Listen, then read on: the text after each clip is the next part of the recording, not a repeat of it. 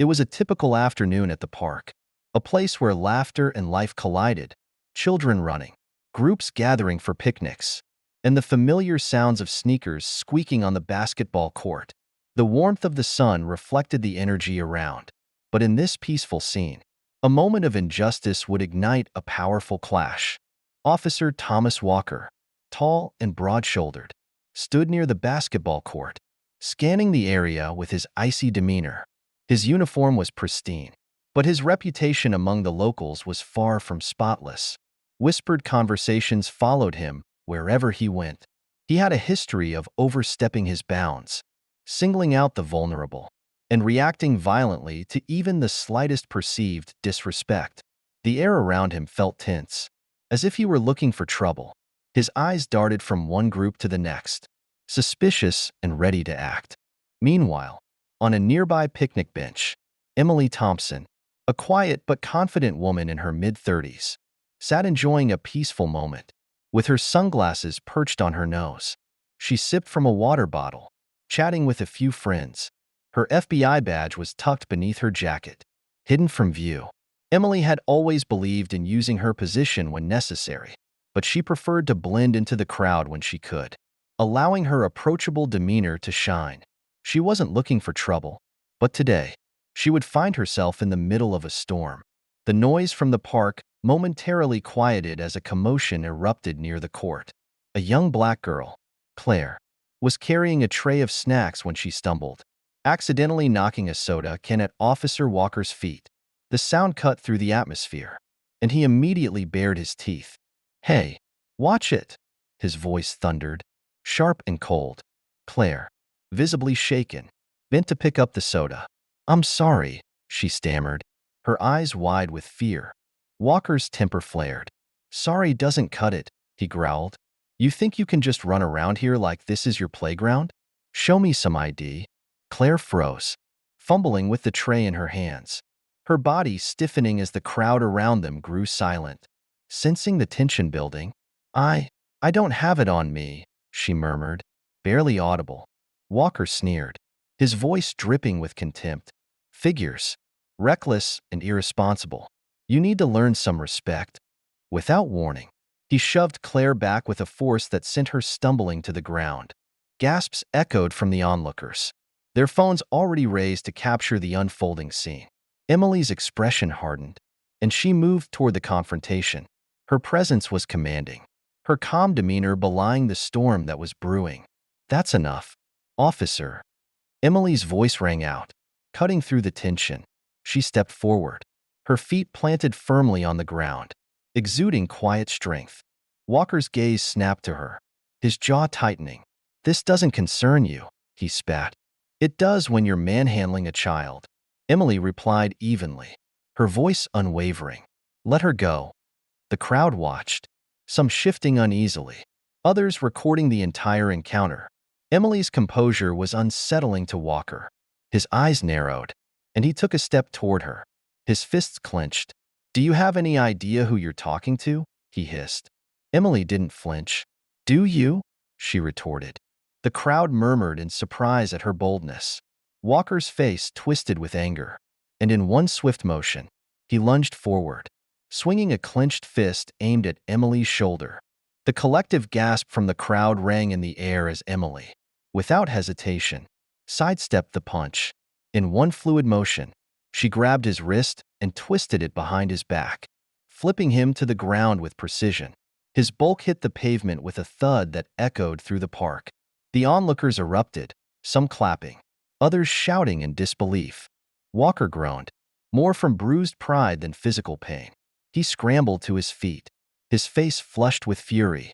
He reached for his radio, his voice shaking. "Backup needed. Violent suspect assaulting an officer." Emily stood calmly, her posture defensive but not aggressive. "You brought this on yourself," she said, her voice even. "Keep filming. This needs to be seen."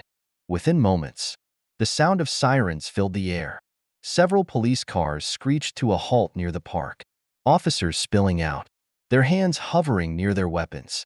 The crowd parted nervously as they encircled Emily, Claire, and Walker. "He assaulted me," Walker shouted from the ground, still seething with rage. She resisted arrest.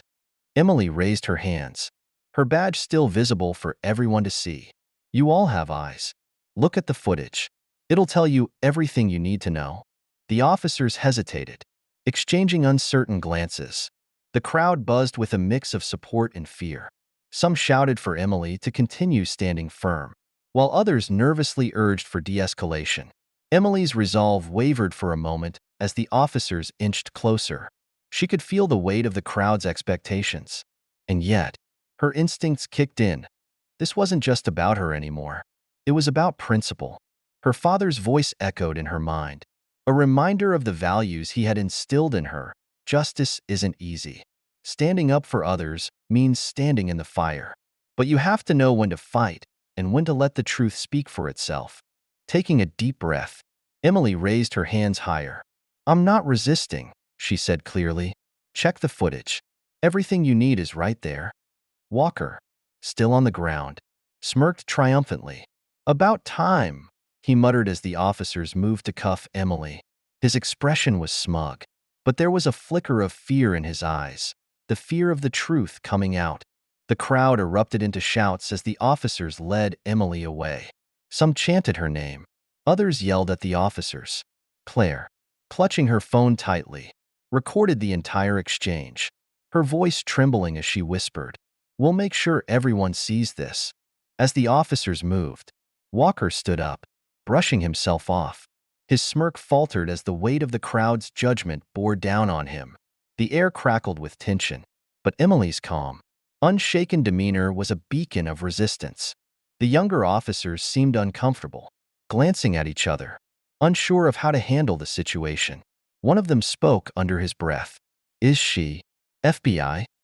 His words hung in the air, sparking a wave of realization. Martin's jaw clenched as he heard the hesitation growing among his colleagues.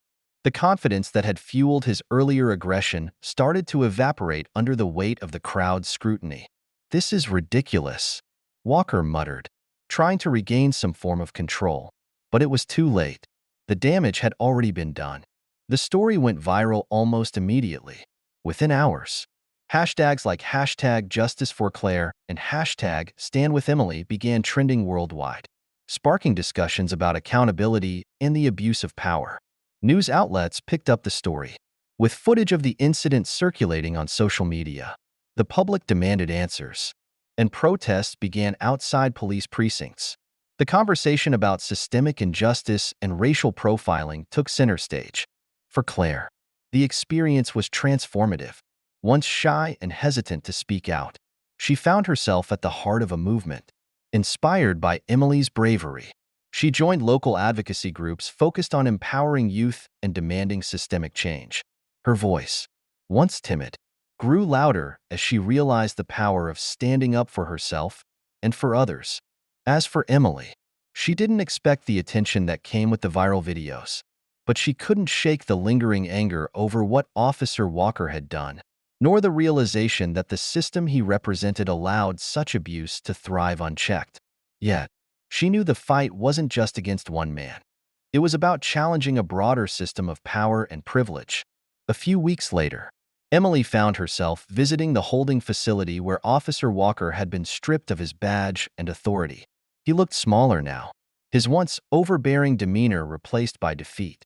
As Emily entered the room, Walker's eyes narrowed. "What do you want?" he muttered, his voice bitter.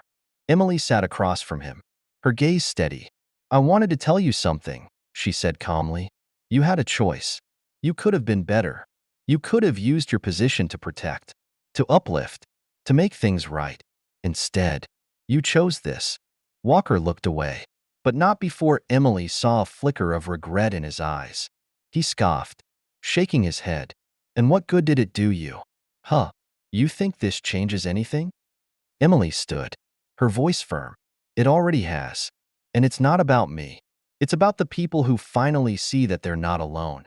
It's about you facing the consequences of your choices."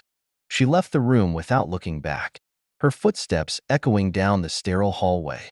Outside, the sunlight felt brighter, the air lighter. Change was slow, but moments like this were the seeds of transformation. A few days later, Emily returned to the park.